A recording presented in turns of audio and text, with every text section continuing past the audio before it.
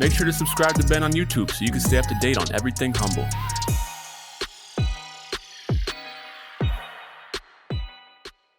Welcome back. It's your boy, Ben Humble. Today, I've got an amazing conversation for everybody at home.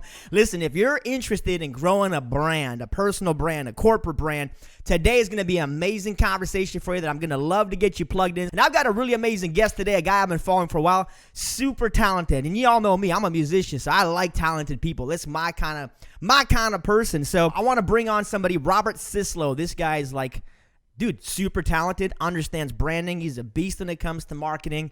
And if that, again, that's your cup of tea, it's so important to understand this stuff. I didn't learn this stuff until later on in life. And, I was already doing business and work prior to learning about branding. And I wish I would have learned this stuff years and years ago. So I'm very happy to bring him on. Without further ado, let's bring on my man, Mr. Robert Syslo, in the house. Hey, man, how's it going, my pal?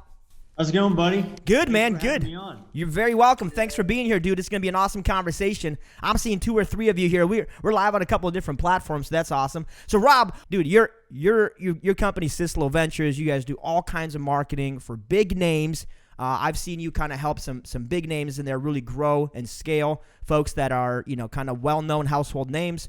And the thing I want to know before we jump into all that stuff, dude, is how did you get interested in all this stuff? I'm just so curious on the backstory, if you could tell us.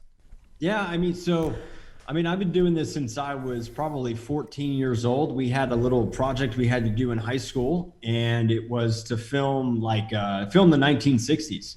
And so we filmed that, acted in it. It was what it was. But I took it to the media team at my high school, and I watched them edit this thing together. And I said, you know what? That's what I want to do the rest of my life. So what I did was I joined the media department like 6 months later, and immediately started revamping everything, making things look cool, flashy, exciting. Like I don't like boring things. I like exciting and aesthetically pleasing things. So I traveled around right out of high school. I got an internship in New York City. So I'm from Jersey originally, in the film industry. And I'll never do that again. I just started building my own portfolio. I was a production assistant. Okay. So which means I got everybody coffee at 3 a.m. until 3 a.m. So it was great. Is that why you wouldn't? I learned. Is that why you wouldn't? Is that why you wouldn't do it again? They just made you a runaround person? Yeah, it was. I didn't really see the value in doing that, and I didn't like being degraded that much. I have a lot of personal integrity, so it was a good experience to see how things operated. But I'm a little more of an ambitious individual. So after that, I moved to New Mexico in 2008. That's when the tax incentives were huge at that time. So film industry was there. Breaking Bad was there. Thor was being filmed there. No Country for Old Men. All these things were happening. Right. But I couldn't quite penetrate the film industry. So I found a job with an online company called Turn Here. And what they would do is they would hire filmmakers in local cities across the planet. They would say, hey, this place needs you to go make a video. Go do this.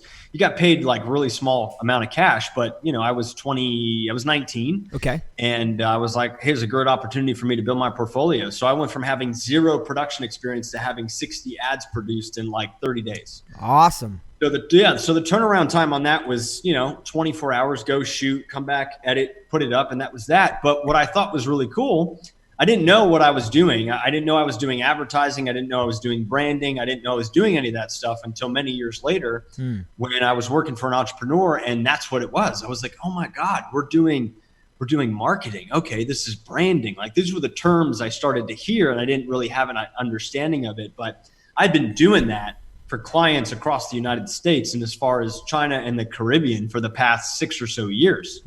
And so, by the way, if you guys are interested in real estate investing and you are in Canada, I wrote a book here called Real Estate Secrets Exposed. Learn how to actually make money virtually, which is cool, from the comfort of your home. Yes, it is possible if you understand the value and how to do wholesaling. And if you don't know anything about wholesaling, you need to grab this book. It's absolutely free. There's no page numbers. There's nothing else in there. It's just ready to go, though. Humble.co to grab your free copy. I was an artist. I was someone that loved aesthetics. I love music. I heard you say you started in music, but for me, everything I do starts with music. It's got to have the right hit. It's got to have the right beat. It's got to have the right energy to match what I'm doing. And, so I developed the craft from there, but the only thing I didn't know how to do was sell. So I was always kind of being this employee guy. And, I was afforded an opportunity to learn sales. And when I meshed that with the arts and I meshed that with branding, it became explosive and scaled the company while I worked for this other entrepreneur up until I was ready to leave and went out on my own. That was about 2 years ago now. And we've got we've got 350 clients around the world. I'm reaching like 2.3 million people a month. We're producing anywhere from 60 to 70 video ads a week on top of websites and graphics and coaching that we do. So there's a lot to be said for branding and promotion. Dude, I love that. That's awesome. So let me touch on a couple of things you talked about, because I love to dissect this. You get me excited over here, man. I'm about to drop some whatever I got. I got some bombs. I got all kinds of stuff here today, man. We're gonna get into it. So a lot of very talented musical people, artistic people out there, and I started that way in life too. And I was like, I'm just gonna play music my life. I don't know how I'm gonna make money, but I'll just figure it out along the way. So when you take that and you get into sales as a business, and I know what you're saying because I understand, I've been through that correlation, it becomes powerful because it's almost like you see the vision, you understand what most people will never understand, is how you connect music, entertainment, and sales together. If you can't keep them engaged, you can't keep them entertained, you're not going to sell them. So maybe would you talk about that kind of skill set or mindset of combining the two? I'd love for you to touch on that a little bit further. Yeah. So for me, when it comes to creating any piece of content, first of all, what my company does is we solve communication problems for companies and individuals, right? Mm-hmm. We go in and we analyze the person, we analyze everything connected to that individual. We do a full deep dive. And a lot of people will say that, but I have to know you as well as you know you, okay, to be able to brand you effectively and have you communicate effectively across the board, right? So once we identify those principles or those identity factors, there's no formal term. I'm sure people got a term for that. I just keep it simple because I'm simple. Amen. The point of that is that now I'm like, all right, so I have to capture your attention. I have to keep you excited. I have to keep you entertained. And a lot of it is, I remember maybe 6 years ago, before I really took this seriously, I would see video ads and ads that got approved, and I'd be like, these are Fortune 5,000, these are high companies. I'm like, who approved this? Who gave the authority to say that this was a good idea? And, so I wanted to kind of bring more of an edgy, exciting flair, and people have tried to copy me. They've tried to copy the style, but there's a very specific way that I go about doing it. Mm-hmm. And I teach people how to do it when you're working one-on-one with me. But, it's just identifying the individual and matching that level with the person. Then you take that a step further, and then you look at it from the standpoint of like, all right, well, I have customers and I have potential buyers. I've got people that may not buy today, but they may buy 2 weeks from now. So when you apply the logic of a sales process, which encapsulates the entire greeting, fact-finding, follow-up, all the way to the close, I'm like, well, let's translate that entire process over to a marketing experience, right? So how do we fact-find in marketing? How do we fact-find in sales? How do we fact-find? How do you do that with video? How do you do that with content? And that's where we come into play. So blending that together, obviously there's the excitement factor, but there's also an intention behind it. It's not mindless promotion. It's not, let's just blow this up to blow this up. But, it's very thoughtful when we go into this and literally saying to ourselves, all right, so if this person is going to communicate X, Y, and Z, how is that going to be received by the other people on the other side? Mm-hmm. So when I talk, I'm thinking about how that's being received. I don't talk just to talk. I talk because I have a purpose behind what I'm saying, right? And I'm expecting that the people on the other side of this, I'm trying to take responsibility for all viewpoints there and cover that when I communicate. So when you blanket that together with both, content and the arts and the music and the visuals, you get this really exciting experience. And people are like, what is going on? What is that guy doing? And that's how We came to Canada in 1991 with nothing but a will to thrive. They risked everything they had, left behind everyone they knew.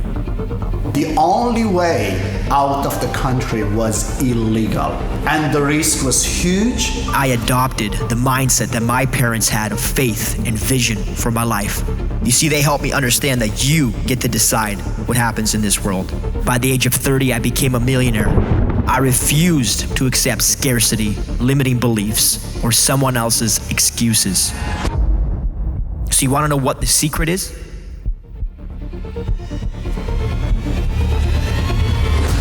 People ask me all the time, what's the secret? You want to know what it's going to take for you to succeed? Here's the truth.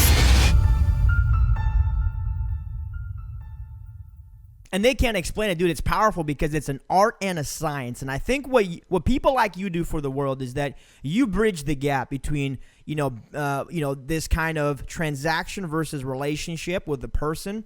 And I think what people don't understand, something my pastor said one time is like, music has the ability to reach the corners of the soul where the spoken word cannot. And that never left me, right? The ability to reach the soul. I believe that music and the arts, that's what it does, is it's able to connect people beyond, the monotone language, the words on the page, whatever. Because you've seen those ads, right? Come on, Rob. I mean, you haven't done them, but you've seen those ads like, hey, if you want to get this product here, just buy it today. And there's no real effort. There's no whatever. And you're losing everything. Like, you're losing the person, their attention. You're not memorable. Music itself, I believe the music and what you do in the presentation of the information is almost greater than the information, because that's why a company like McDonald's will sell so many hamburgers, and they don't make the best hamburger out there, but they've got the best process and the best, marketing around selling hamburgers. So what do you think about that? We call it the intangible and intangibles.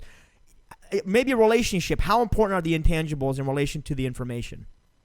Intangibles, you mean things like products that we can't touch? Is that what you're referring to? I'm saying like the music and the way that it's done and the artistic flair behind the messaging. You're talking. Well, you're talking about stuff that you can't touch it. You can't. How do you quantify it? You can't even. It's all emotional stuff. But we're using a perception, right? Yeah. So we have sight and we have sound, and then when you combine the two of those things together, you get this emotional experience, right? So artists, we can see things that aren't there. Yeah.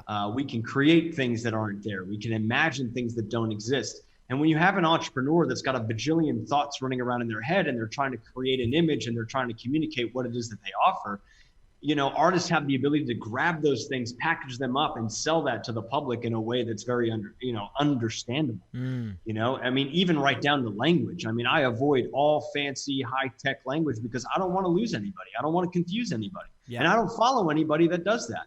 Because promotion should solve problems. It shouldn't confuse anyone. I should walk away after what I watch or what I see or what I experience saying to myself, you know what?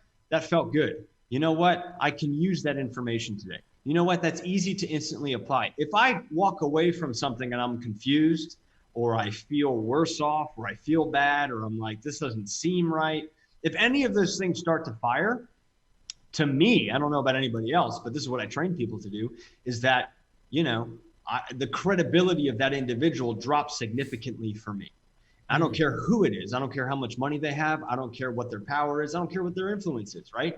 I'm a very logical individual, and we approach that both through the arts and we approach that through what we're communicating. We base everything on logic. It has to make sense. It has to be simple, and it has to be able to be applied immediately. Dude, it's so clear that way. So let me ask you this, because I want to kind of go down this train here. We get this idea of sales, Robert, where people are selling. And I think sometimes this idea of sales is how do you package things in a way that'll convince somebody or whatever. Where does this idea of transparency come in? Because I see different spectrums. I see the people that are so blunt, so honest, so transparent, it's almost repelling, but they gain favor with the audience because they're willing to be so raw and real. And then I see other people who obviously just make shit up. And it's like, this is my offer. This is who I am. I'm amazing. No, you don't. Like, you rented a Lambo, you stood in front of it, you took a picture, and now you're selling whatever you're selling, but it's not authentic. It's not the truth. How important is that to you as, a leader in this space? Well, I hate the word transparency because everybody uses it blindly and they don't really do the time or the research or the actual content creation to really explain what transparent means, right? Okay. So for me, when a client says we're the most transparent in the space, I'm like, transparent in relation to what? Well, we're the most transparent in this. Okay, well, how are you transparent? We have to go that far to really see what that is. And you'd be surprised. People that say it don't even know what it means, right. And they can't even really regurgitate, or not, I don't want to use the word regurgitate, but quantify that word, transparent. So when you do promotion or you do content or you do stories or you do things like this, like the way that I'm talking to you right now is the same way I am on Instagram stories, the same way I am with my clients. Like there's no shift. This is just what it is. Right. And I shouldn't have to say to someone, I'm transparent. I should just act and be, and that's enough. Yeah. Right. If I have to go out and proclaim something because I believe that saying it's going to make you understand it more, then I'm obviously feeling a little bit inadequate in my own transparency. That's a t-shirt right there. Dude, I'm giving you a bomb for that one. That's a bomb right there, man. I like it. Keep going on this thought. I need to keep going on this. This is good. Yeah. So when that's the first thing that I analyze is, okay, you said you're transparent. You said you're authentic. Everybody says that. Everybody says that. And it's so overdone that there's nothing that's going to distinguish me from you. I'm distinguished for me from you to this other person. And so that's why I encourage, and we do a deep dive, and we look even the corniest things that you think are dumb, that you think are stupid, or you think nobody likes, or you whatever. Like, that's the stuff that distinguishes you. I got a picture of DeLorean behind me. Like, I couldn't find a good picture. I love Back to the Future, right? But I'm also a business professional. So there's things that I have in my world that I showcase because that's who I am. I'm not trying to fabricate anything. I mean, yeah, could you go rent a Lambo? Cool. But I mean, again, something that's overdone. You have an audience that's anesthetized. So fancy cars and jets. And I mean, look, we all want those things. I like those things, but that's not really the main reason that I'm trying to sell someone a product. And if I can get you to buy because you see a Lambo in my promotion, it's probably not a long-term business thing that I want anyway. What I really want is someone that's got an ethical product, that does what they say, that makes deliverables, that shows up every single day, showcases what they're doing every single day, day in and day out. And that substantiates and lasts far longer than that $400 Lambo rental or the Lambo that you can afford to buy. See, because now we're talking about different levels here, right?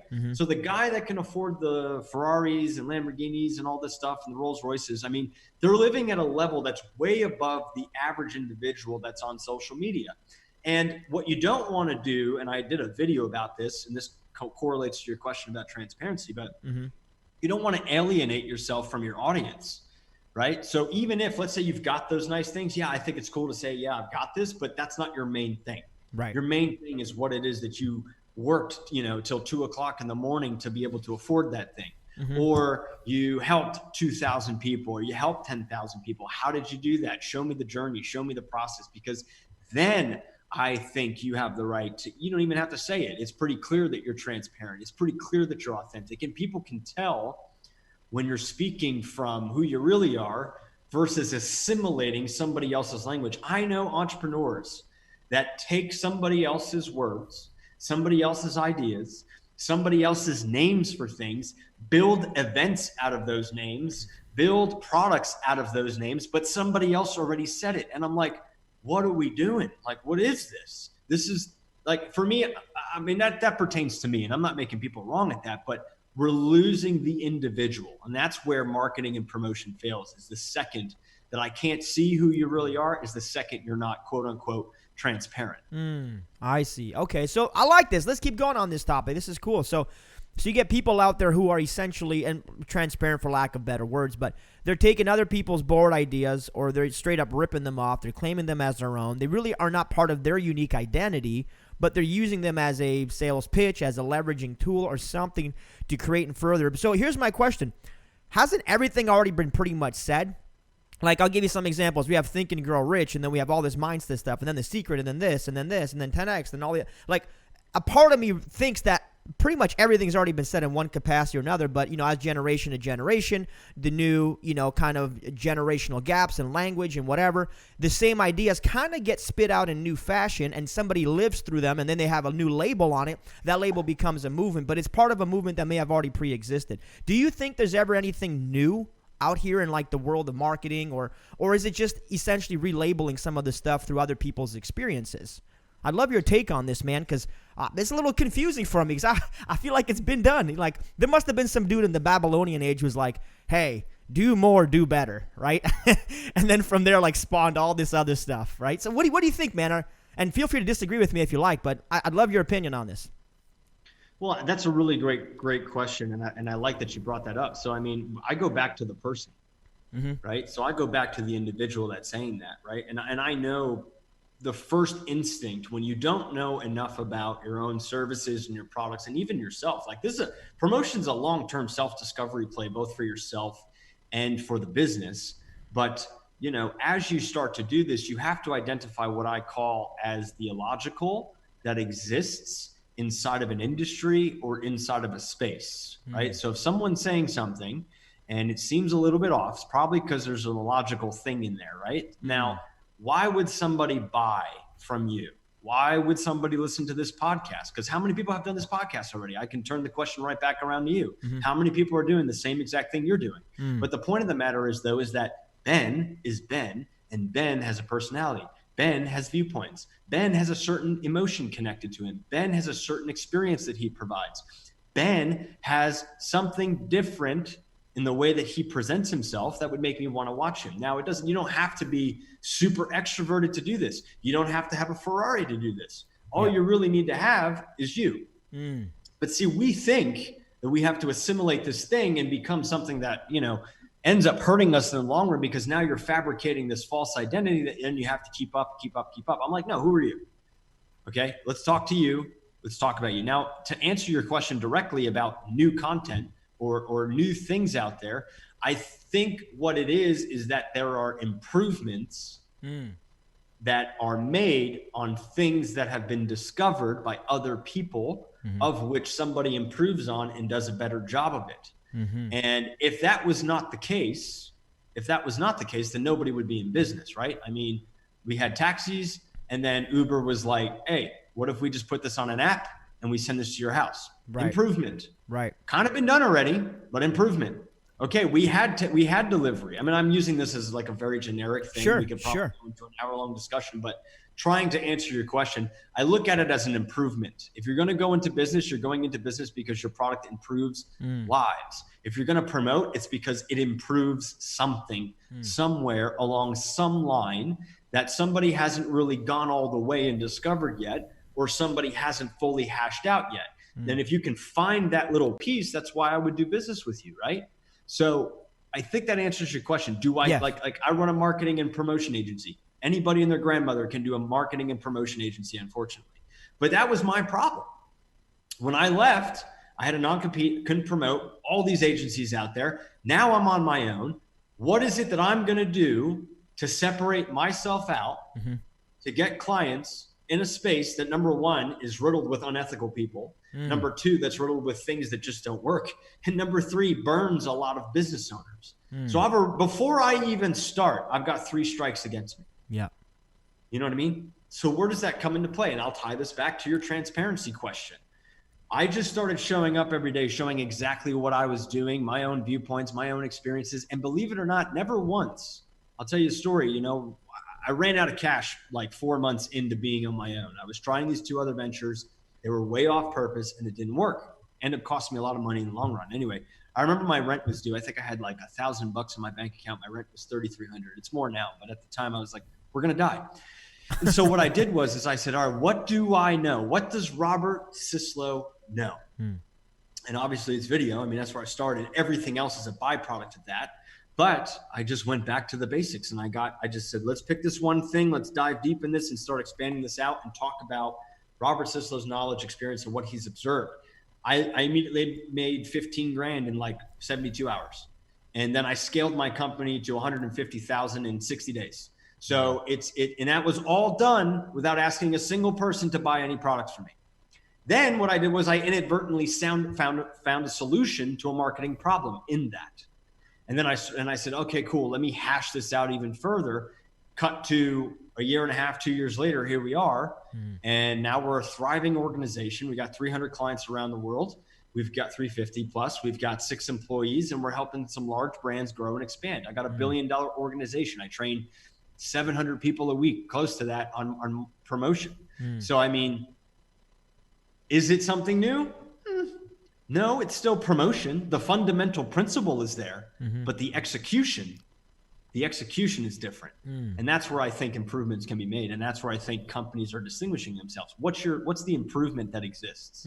That's such a well-articulated way of clarifying that, because if I'm gonna go back and touch on this one more time before we move on here. But my gut feeling, Robert, is that we've got, so some farmer somewhere has thought about this idea, but I think he'd failed to materialize it. He'd failed to get out there and market the idea, and then somebody else had the similar idea. They constructed it further, but what they did is they vocalized it in a meaningful way, and they created a movement around that same ideology. So I don't know if people are like coming up with it. As soon as they come up with it, it's out into the world, because everybody else says, dude, that was my idea. I thought about Tesla before Tesla thought about Tesla, but you failed to materialize. You failed to act on it.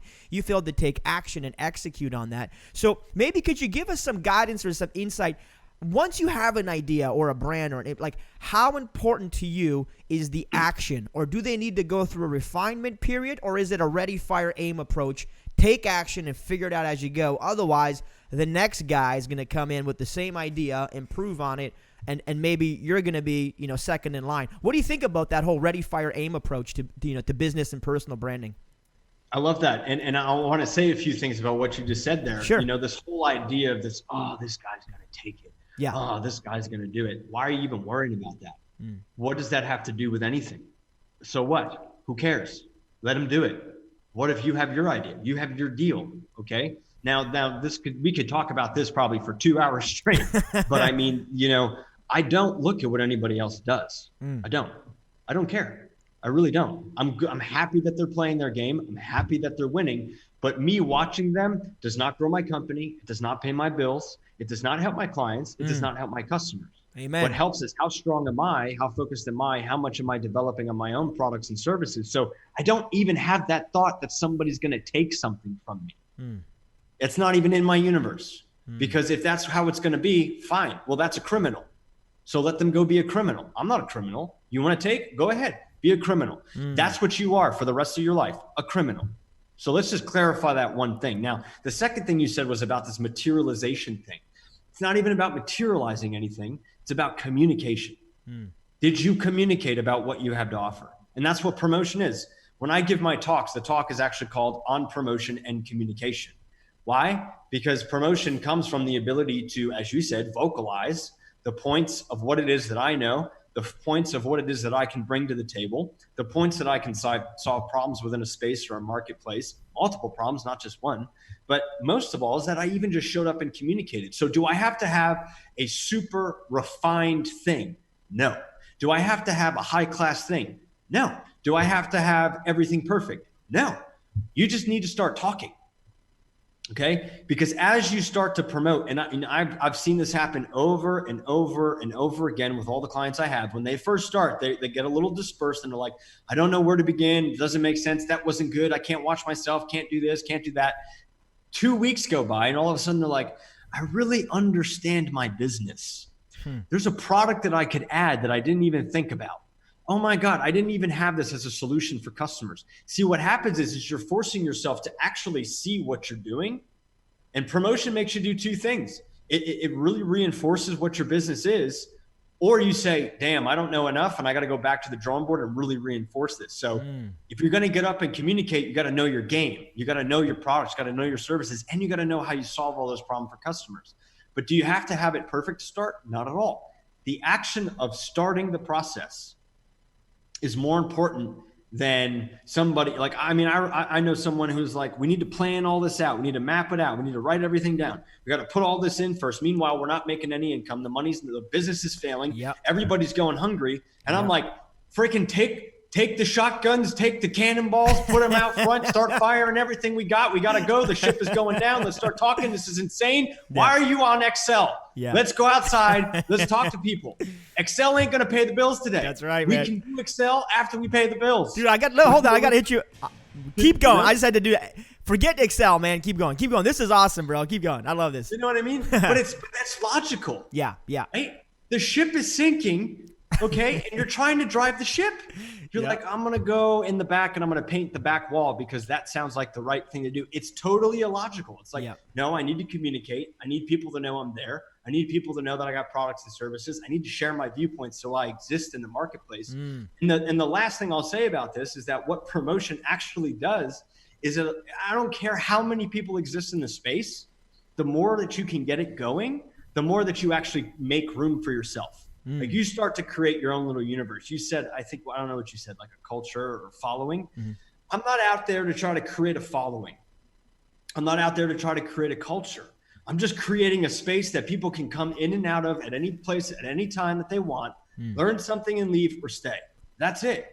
And if I have that kind of open attitude about it, now I'm talking about the ability to reach anyone at any time. Make sure to subscribe to Ben on YouTube so you can stay up to date on everything Humble, featuring daily episodes of the Humble Podcast and weekly video content providing motivation, real estate strategies, and personal development for everyday life. Also, follow Ben on Facebook and Instagram for daily interactions. Check out humble.ceo and download a chapter of Ben's new book, From Communism to Capitalism, absolutely free.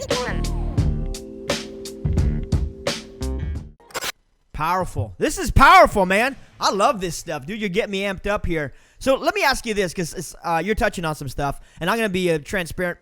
I'm going to remove that word from the vocabulary today, just so we know. Yeah, just don't use the word transparent. I'm going to be direct. Direct.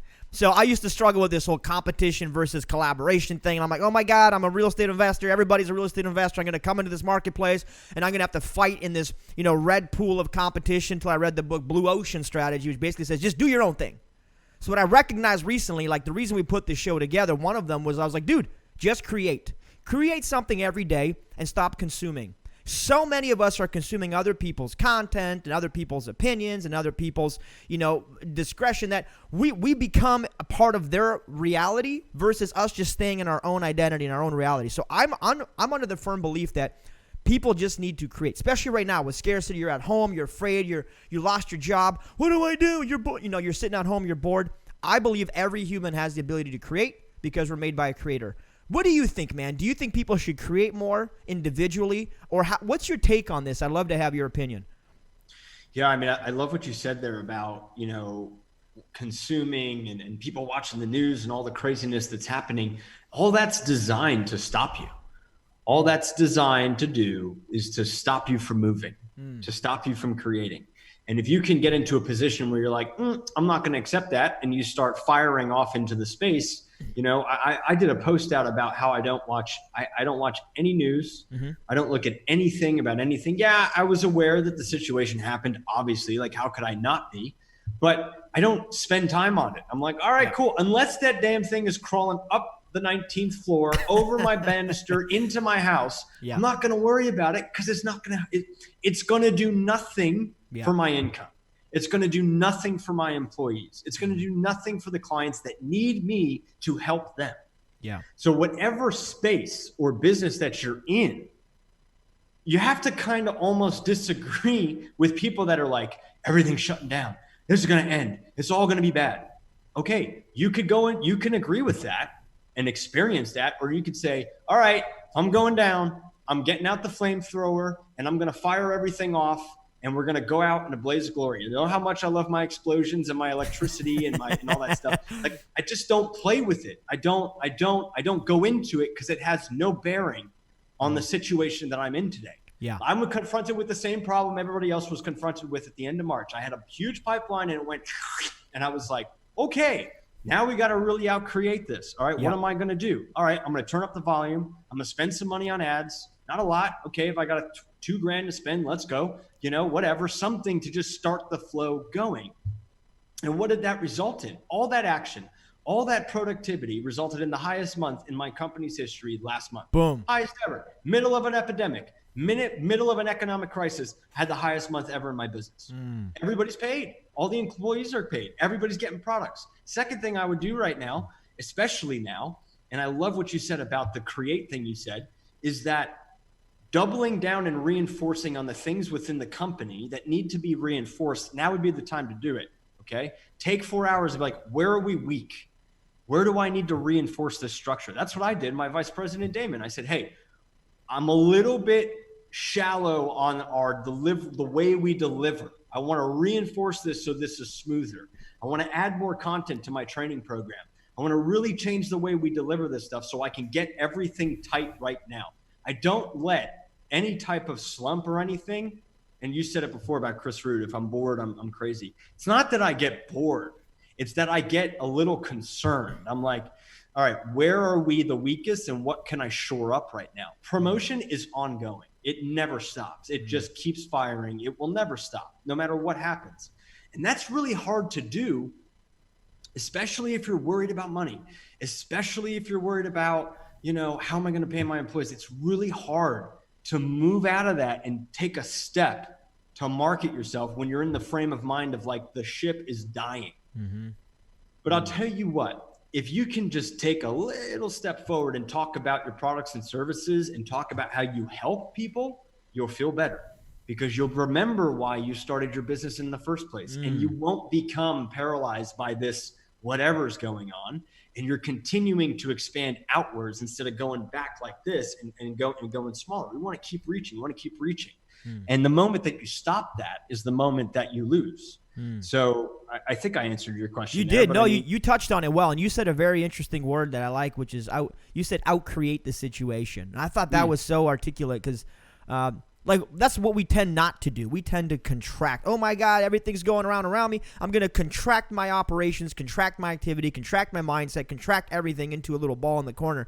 The truth is, though, everybody else is contracting because they're all – we're living in this thing of fear, and all of a sudden your reality is shifting or breaking. Like you have a 9-to-5 job if you're a regular individual. All of a sudden now your job is cut. Now you're sitting at home on checks or subsidies or whatever. You're like, what do I do? What do I do? I love what you said. Out-create the situation.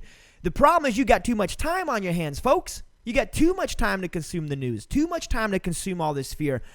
I just stay so busy trying to create stuff, and not everything's going to hit. Like, I put the show together. Dude, we just strapped it together in like 3 hours. Like, we're doing a show. What does it look like? I don't know. Let's just do it. The first couple episodes, well, go back and watch Chris Root episode number 1. It got pretty hairy. I won't lie. I was doing some funny-ass stuff. But we refined the process as we went. We refined what we were doing as we went. We asked for feedback from our audience. They gave us feedback, and then we refined to make sure that, it was a great communication between us and them, and it was valuable. So I think if we focus on creating value in whatever capacity that looks like, that's how you get out of situations. Because I think the mind is such a beautiful thing, man. We have so much ability, but so many people give the mind such small problems to focus on every day, all day, right? Oh, I got this $16 hydro bill. And you got this amazing machine up here that focuses on a $16 problem when you could be like, dude, I could go create something. Create a show, create a course. I could just talk vocally. I could just be whatever. So what do you think about that whole creation thing? Because I want you to keep going on that point. It's such an interesting way to put it. Yeah, well, I mean, so you may or may not remember this, but so about 8 years ago, I was homeless and my whole life tanked. And it was because, number one, I wasn't doing what I was supposed to be doing, and I wasn't creating anything. I was just a mess. Like I was totally off of everything. And I remember laying in bed for days. Like I was staying at a friend's place. I mean, actually, no, I was in another country, sleeping on a hardwood floor. And I remember thinking to myself, okay, how did I end up here? Obviously I ended up here because I didn't do something I was supposed to do. Okay. Or I didn't handle something I was supposed to handle. That was like an awareness point for me. I was like, oh, then the second thing I looked at was like, all right, what could I be doing right now? So for me to create a situation where you can continuously expand is that you want to operate so fast that nothing can really affect you, more or less. You want to keep making content. You want to keep writing articles. Just start reinvesting that time back in. And the moments when I did nothing, or I felt stuck, or I was paralyzed and I felt like I couldn't move, those were the toughest moments for me to have to get up and do something about it. Right? You got two choices. And I remember a friend of mine who was helping me through that situation. He's like, I wanted to give up and I was like literally bawling outside my friend's apartment. And he said, you really don't have any other choice. Right. What other choice do you have? You got one other choice. That's just to give up entirely. That's just to go live on the street. That's the other option. You have no other choice but to go upwards. What do you want to do? And that really stuck with me. And even when situations get tough, the first thing I'm like, well, what choice do I have right now? Well, I mean, what do I really have to, what am I going to do here? Okay. I can really get upset about it. And yeah, am I perfect? No. Do I get upset? Of course I do. Do I go through struggle? Of course. I had to handle a situation that cost me $45,000. I didn't even know I had that money. I was like, okay, I'll handle that. Good, done. And then we skyrocketed. So stuff happens, but you got two choices with it. And this goes back to the creation thing. It's like, am I going to promote my company? Am I going to help someone? Am I going to communicate more? What am I communicating? Some people go out and they participate in gossip on social media about other people. I don't participate in any of that. If you're promoting controversy, shame on you. Shame on you for promoting controversy of any kind from anyone. It has nothing to do with you. It has nothing to do with your brand. It damages your brand, and you're forever labeled as somebody that promotes controversy. Yeah. A lot of controversy happening too in the last few months that Sure. I saw. I was like, Sure. this is crazy. People texting me about stuff. I'm like, why are you texting me? This has nothing to do with me. Right. And I don't care. Right. And I'm over here building my company, right? Yeah. So you got to stop and think to yourself, what are you actively participating in and allowing yourself to participate in? Because you're the one that's doing it. That's a hard thing to confront. And I've had to confront that so many times. Oh, I'm the one doing this. Well, okay. All right. Yeah, I'm being lazy. All right. I'm not reinforcing my business. I'm not doing what I'm supposed to do. You know, I'm relying on the government check. You could go work for companies right now. I'll give you an example. You could bring business to me and I pay $500 referrals on closed deals. You bring me 3 of those, you make $1,500. You just made $1,500. The stimulus check just made you $1,200. What if you did that 3 times a week? See, now it becomes a number game. I'm coming off a promotion. I'm going into how I think about numbers right now. But you know, now it's a numbers game. It's like, all right, cool. If I close 4 of those a month, that's $2,000. I was making $1,800 a month before at my other job. Wow, I can make more money by helping somebody else. Or maybe, you know, like there's so many ways to get creative with it. Like just look, they're there. Ask entrepreneurs. Ask you, Ben, how could I help you right now? Dude, I'll give you 10% of whatever you bring me. Love whatever. that. Ask Freaking Chris love Root, that. hey, Keep going. I got a deal. What? I don't know anything about real estate. I need to make money right now. I don't know anything. I just know that there's a deal, and I think there might be some, like there's opportunities there, and that's where you outcreate the situation. Okay. I love that, man. You You just see what said I'm saying? something You so see the powerful. different mentality? Powerful. It goes from being to okay, let me try this. Let me try this. Let me try this. And dude, if you made $200 today, when I make $200, I'm like, wow, that's exciting. That's I make $200. $40. I got a product that's $40. I get excited over $40. Yep. I mean, we're making a lot more than that every month, but I love it all because it stacks up. You said What if you something get 10 really people cool. to give you $40 today? Ah. $400. Dude, What if it's you do that? powerful. What if you do that for 7 days? That's $2,800 in a week. What if you do that 3 times? Where are we at? Almost 8 G's a month now. Look at the insanity connect. That's just communication and promotion. Hey, I'm here. I got a product. I want to help you. Hey, I don't have a job right now, but I want to help out in any way I can. I'm great with people. What can I do? You know, like that's the thing. There's options. I love that. I had a friend, you're and I'll leave spitting you with gold. this one. No, I'll keep going. end Keep my going, man. You're little spitting rant. gold. The rant is good, man. Yeah, I like the rant. I'll leave you with this one thing. I had a friend, her name was Michael, and she told me, I remember I was texting her. I was sleeping in the backseat of my car in LA. And I was like, God, I'm stuck. I don't know what to do. I don't have any friends. I don't have this. I don't have that. She said, you are never stuck unless you want to be stuck. And that was like 8 years ago. And I've never forgotten that. That was the most powerful thing anybody's ever said to me was, you're never actually stuck. There's always an option. And there is. If you think about it like that, okay, you lost your job, running out of cash. I've been there 3 times already in my life, and I got out of each one fine. Now, what do? What options do I have? Let's go. Hey, it's Ben Humble. Thanks for checking out the show. If you like what my guest is talking about and you're getting massive value from it, then scroll to the bottom, open up the description, and follow them on social media. Support them, connect with them. Just scroll down there, click the link, and let's roll. Stay humble. Dude, powerful, man. I'm giving you.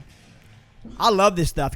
You're speaking real life into things, and you're touching on so many amazing points. So, folks, you're gonna want to go back and watch this a couple times, and because there's so much value in this, and just want to articulate some of the things that you brought up that I think is so important. A couple of things. It's about we're living the economy, right? The economy of one. If you can't focus on your own cup and fill your own cup, you can't expect to help other people. If you're consuming everybody else's stuff, you can't expect to get ahead yourself. And you said something really cool on, a talk I did a couple of days ago on tactically speaking, there's 2 things you can adjust in your vocabulary. And I think your vocabulary is one of the most important things to a human being. Instead of I can't, just replace that one thing with how can I? It's hard. Oh, yeah, I remember it that. sucks. That was a great video. It's terrible. I know, because we were speaking at the same event there for Conquer the Crisis, and it was how can I? It's that simple, folks. People say, dude, how is Robert so successful and all these people successful and Chris and whatever? I think it's because somewhere, somehow, we just go, how can I? I don't have time to complain. I don't have time because you know what? It's going to feel bad anyways. If you're going to feel bad, then feel bad, but don't be broke. Like, just take the time to feel bad later.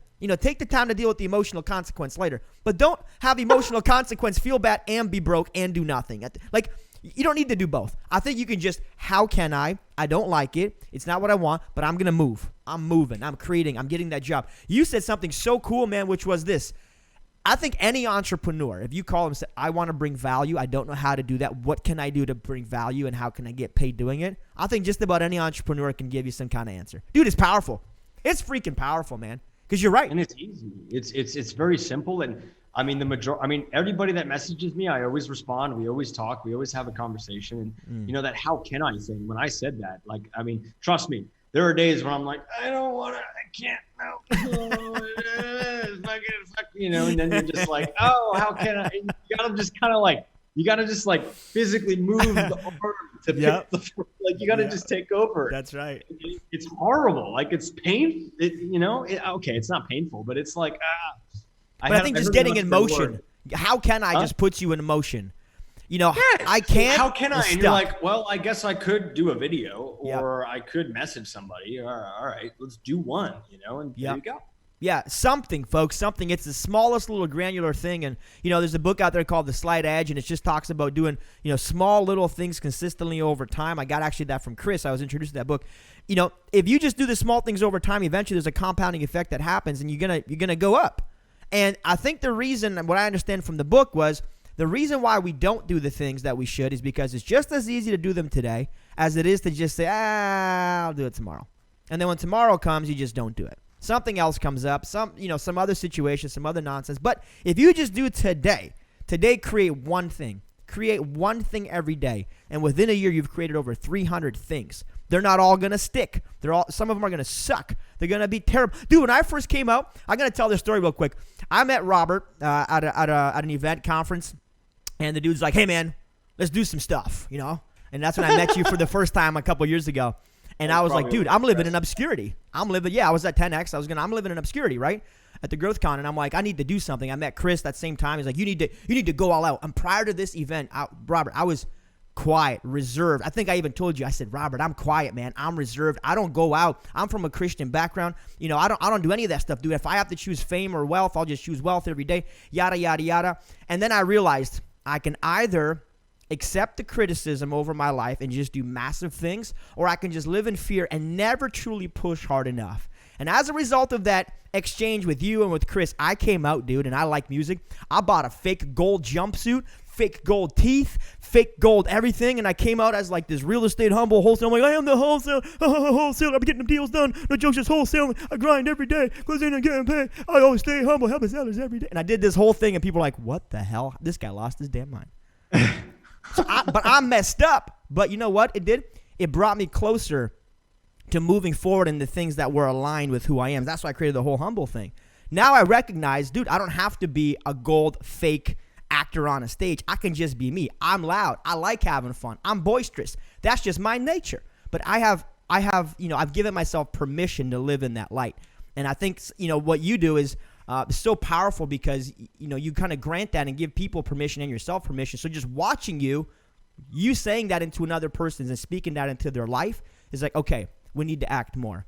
So I appreciate you for that, man, because you don't even know that story. That's the first time I'm dropping that story. But you're like, dude, you need to go. You need to blow up, right? But that's what I did.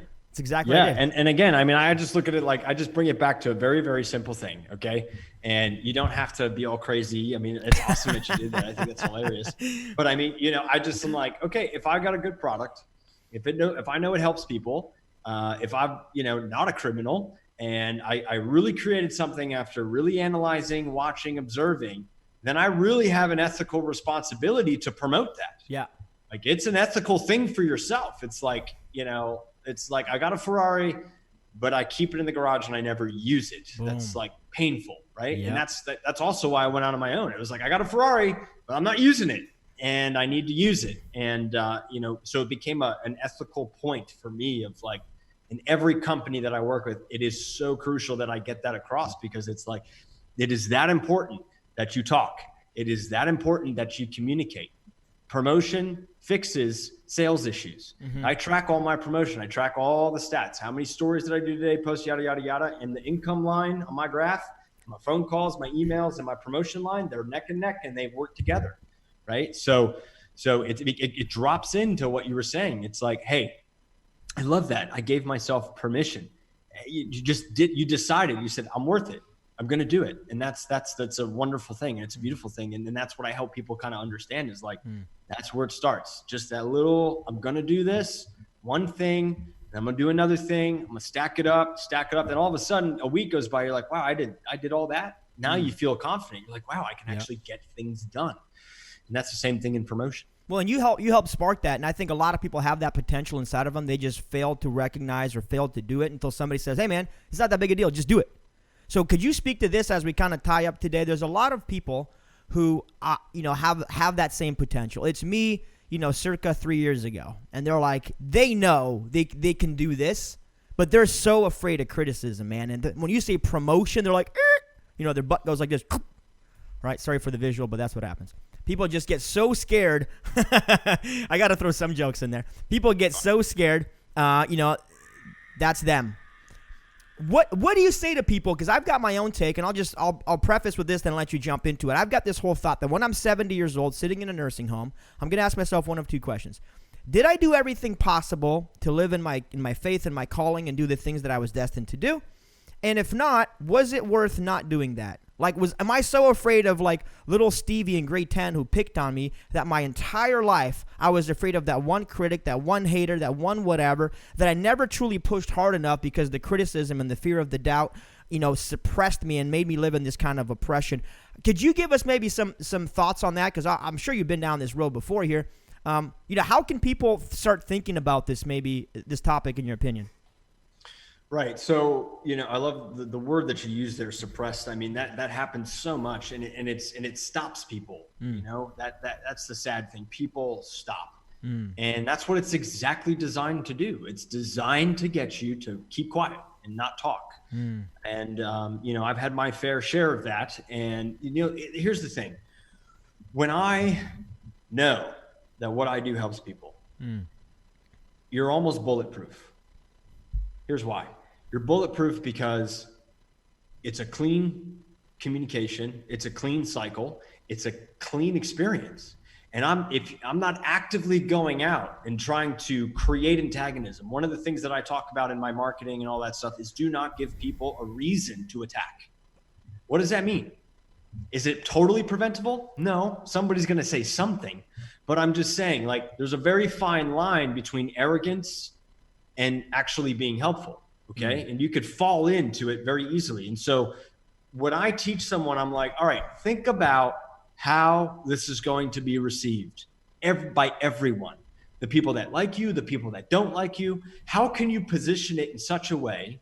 And this isn't even a hard thing to do. It's not a thought process. It's not anything. It's actually taking responsibility for everything that could happen. So what do I mean by that? If I'm going to communicate or if I'm going to promote and I'm willing to be like, okay, somebody might not like that. What could that person actually do if you actively feel like, okay, I can have that. I can have somebody say something. All right, whatever. Okay.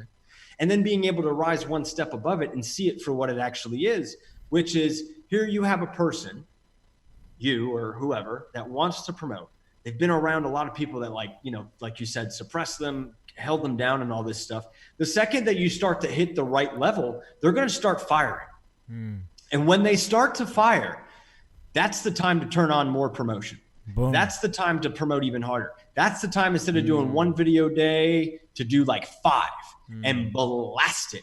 Because what's going to happen is you're forcing someone who's not taking responsibility for what they know they should be doing to look at someone that's taking responsibility for what they know they should be doing. And in turn, because they're not doing what they're supposed to be doing, they have to shut you down and shut you up because they can't stand the fact that you're actually doing something.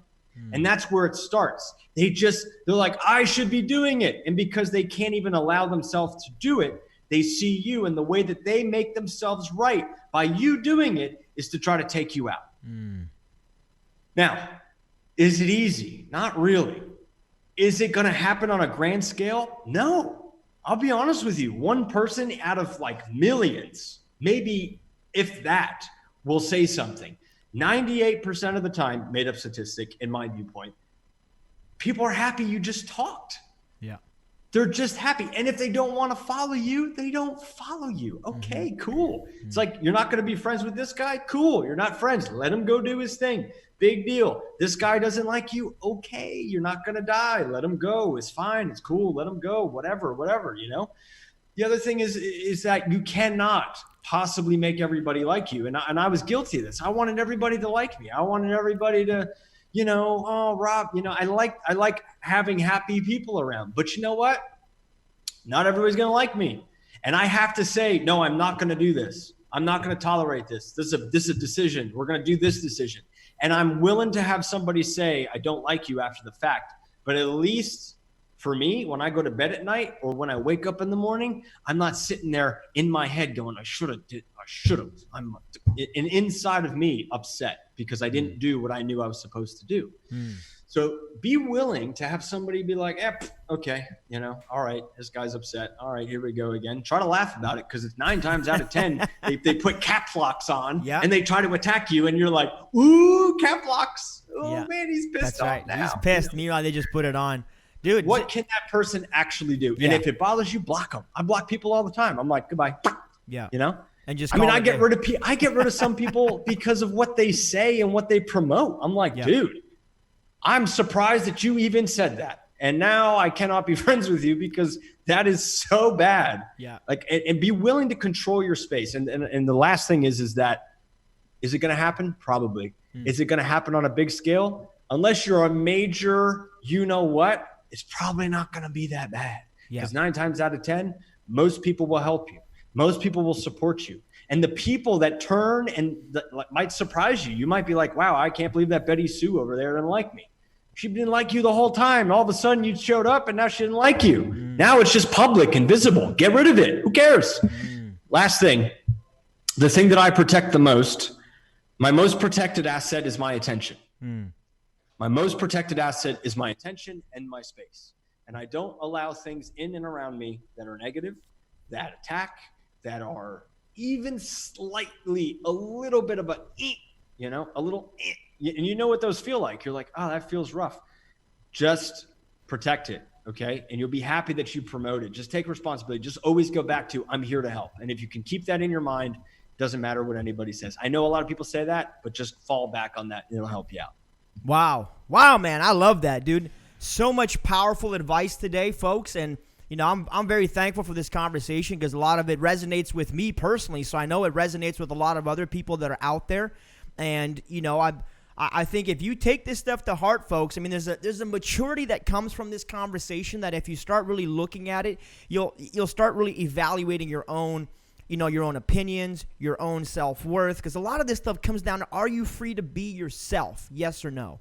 And, you know, when you're creating and you're in that environment of just growth, I think there's a certain happiness that comes to it, man. Like artists for me, dude, they're happy people because we're able to keep creating and keep moving things forward, take nothing and make something beautiful out of it. And I think we each have a garden. It's our job to cultivate the garden that we have, not look at the oasis of the person next to us that maybe has something that we think they do, but maybe they don't. Robert, this has been powerful, man. What is the best place? I know you're all over social media, but what's the best place people can connect with you after the show, my man? Sure. So you can follow me on any social platform at Robert Syslo Jr. You can go to my website, SysloVentures.com, or you can email me, Robert@SysloVentures.com. I respond to everyone. Hey, it's Ben Humble. Thanks for checking out the show. If you like what my guest is talking about and you're getting massive value from it, then scroll to the bottom, open up the description, and follow them on social media. Support them, connect with them. Just scroll down there, click the link, and let's roll. Stay humble. Make sure to subscribe to Ben on YouTube so you can stay up to date on everything Humble, featuring daily episodes of the Humble Podcast and weekly video content providing motivation, real estate strategies, and personal development for everyday life. Also, follow Ben on Facebook and Instagram for daily interactions. Check out humble.ceo and download a chapter of Ben's new book, From Communism to Capitalism, absolutely free.